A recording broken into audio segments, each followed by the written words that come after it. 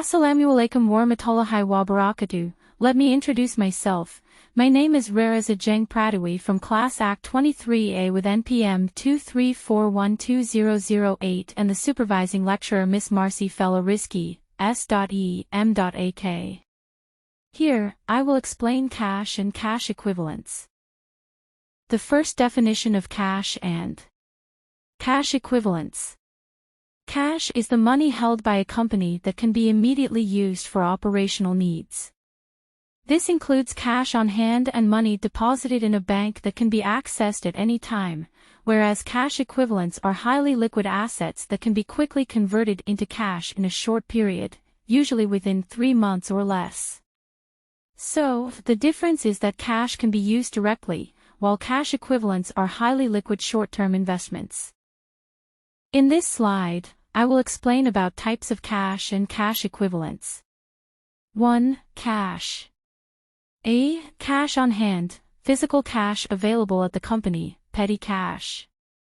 B. Cash at bank, money deposited in a bank account that can be used at any time.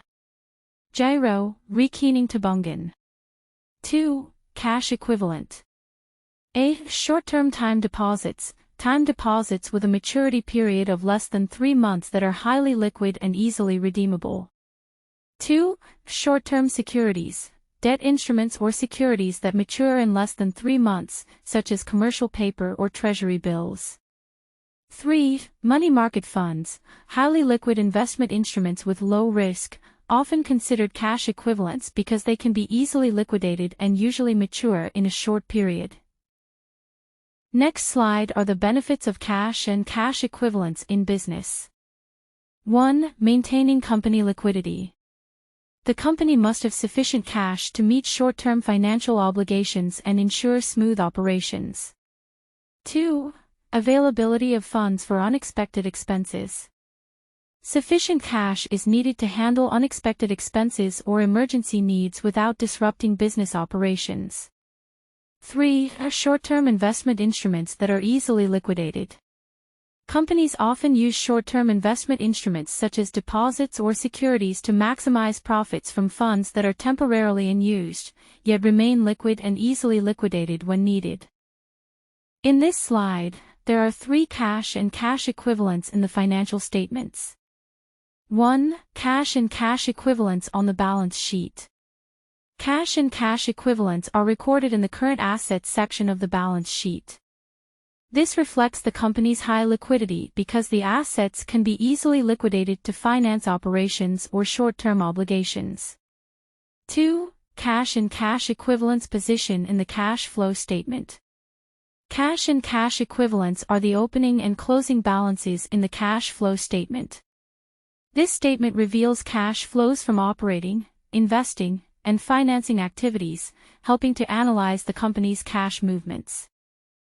3. The impact of cash on financial analysis, liquidity ratios. Cash plays a crucial role in the calculation of liquidity ratios such as the current ratio and quick ratio. These ratios measure a company's ability to meet short-term obligations with current assets, including cash and cash equivalents. A sufficiently high level of cash indicates good liquidity, while a cash shortage can signal potential liquidity problems.